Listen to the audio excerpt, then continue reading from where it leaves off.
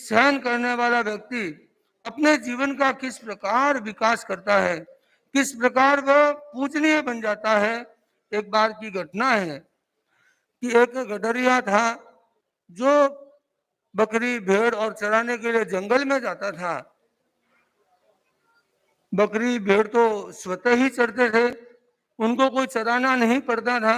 ऐसा तो नहीं है कि गडरिया उनको हाथ से खिलाए, उनको तो एक उचित स्थान पर छोड़ दे, उसके बाद वे अपना आप विचरण करके अपना आवश्यक भोजन का ग्रहण करते थे और वे घूमते थे। उतने काल में व्यक्ति क्या चिंतन करता है कि मैं क्या करूं। बंधुओं, ये समय ऐसी परिस्थिति अपने पास भी आती है। बहुत सारी ऐसी चीजें होती है जहां हम जाकर बैठते हैं, लेकिन हमारा केवल बैठने का ही कार्य होता है, बाकी कार्य तो अपना आप होता है। बहुत सारी बात हम देखते हैं, हम ऑफिस में जाते हैं, फैक्ट्रियों में जाते हैं, केवल हम वहां बैठते हैं, मालिक का तो बैठना ही अपेक्षित होता है, काम तो लोग अपने आप करते हैं। लेकिन जिस समय वहां बैठते हैं, हम उस समय का क्या उपयोग करते हैं, ये बहुत महत्वपूर्ण बात है। ऐसे समयों का अच्छा उपयोग किया जाए तो कई लोग ऐसे बोलते हैं कि हमारे पास समय नहीं है, वो समय ही अपने आप में महत्वपूर्ण होता है। तो उस समय में कई लोग क्या करते हैं, नींद ले लेते हैं, कई लोग मोबाइल देख लेते हैं, वीडियो देख लेते हैं, या इधर उधर फोन करके अपना टाइम बर्बाद कर देते हैं। क्यों करते हैं? क्योंकि उनके पास में किसी प्रकार की योग्यता नहीं होती। किंतु उस गडरी के पास में एक अच्छी योग्यता थी। क्या थी? वो कुछ कलाकार था, वो मूर्ति बनाना जानता था। उसने क्या किया, दो पत्थर उठाए, एक पत्थर से दूसरे पत्थर को तराशने लगा। जैसे उसने एक पत्थर से दूसरे पत्थर पर चोट की, तो उसके हाथ में पत्थर जिससे वो चोट कर रहा था वो उछल करके दूसरी तरफ गिर गया। उसने देखा छोड़ो कोई बात नहीं, दूसरा उठा लेता हूं। उसने दूसरा पत्थर उठाया, उठा करके उस दूसरे पत्थर पर तराशने लगा। तराशते तराशते शाम हुई और शाम होते होते जो पत्थर था जिसको तराश रहा था, उसने एक मूर्ति का आकार ले लिया। उसने कहा मुझे तो मूर्ति नहीं चाहिए, मैंने तो मेरे एक समय का सदुपयोग करना था, अपने पास में जो योग्यता थी उसका उपयोग करना था, इसलिए मैंने अपने समय का व्यतीत किया, मुझे तो मूर्ति की अपेक्षा नहीं थी। उसने बोला अब क्या करूं? उसने एक पेड़ के नीचे उस मूर्ति को रखकर चला गया। बंधुओं, अंधविश्वास भी बहुत बड़ी चीज होती है। ऐसा नहीं है कि सब कुछ जैसा दिख रहा है वैसा है। तो अगले दिन सुबह लोग आए, लोग घूम रहे थे, उसी जंगल में से निकल रहे थे, लोगों ने देखा अरे हाँ तो चमत्कार है, भगवान का दर्शन हो गया। भारत में भक्ति अपना में बहुत बड़ी चीज है। तो उसने देखा कि अरे पेड़ के नीचे एक मूर्ति पड़ी है, इतने दिन से अपने निकलते हैं कभी भी मूर्ति नहीं दिखती। हो सकता है आज भगवान ने कोई प्रकटीकरण किया हो और अपना रूप दिखाया हो और यहाँ पर एक नई मूर्ति का उद्भव हुआ हो। सब इकट्ठे हुए कि क्या किया जाए। उस मूर्ति को उठाया और पास में एक छोटा सा मंदिर बनाया।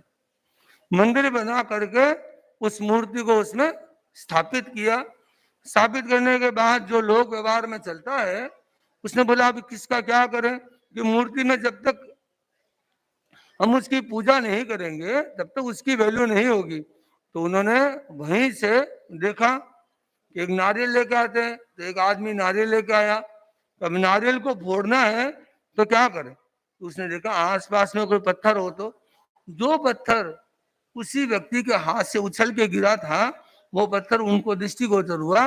उसने उस पत्थर को उठाया, उठा करके उसने देखा ये पत्थर ठीक है, और लिया और नारियल को फोड़ा।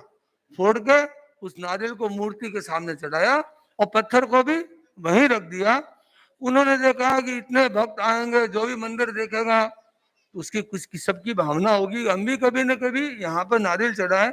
तो बार बार कौन पत्थर खोजेगा, एक पत्थर यहीं रख देते हैं जिससे लोगों को श्रम नहीं होगा। अब यहाँ पर कल्पनाकार एक कहानी बनाता है, उस पत्थर को वहां रख दिया गया और वो रात हुई, वो पत्थर रोने लगा। रोने लगा तो जो मूर्ति थी वो उस पत्थर से कहती है कि तुम रो क्यों रहे हो, तुम्हारा तो सौभाग्य है कि तुमको मेरी सन्निधि में रहने का मौका मिल रहा है, मेरे आसपास रहने का मौका मिल रहा है, तुम क्यों रो रहे हो? तो उसने कहा कि मैं इस बात के लिए नहीं रो रहा हूँ कि मुझे आपके पास रहने का मौका मिल रहा है।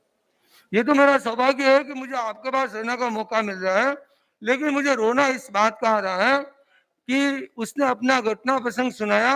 एक समय था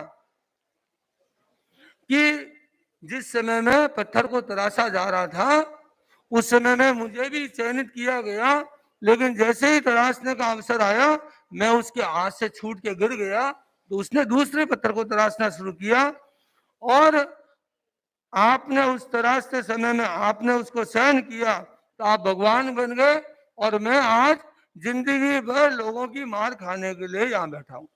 आज मैंने भी यदि सहन कर लिया होता तो मैं भी आज भगवान बन जाता और मेरी भी पूजा होती। तो बंधु ये तो एक कथानक है। उस कथानक के माध्यम से हमें क्या प्रेरणा मिलती है कि सहन करना एक बहुत बड़ा गुण होता है। उस सहन करते समय, जिस समय में सोने को गर्म किया जाता है, मिट्टी से अलग किया जाता है, उस समय में उसे कितना ताप दिया जाता है और सोना कितना सहन करता है।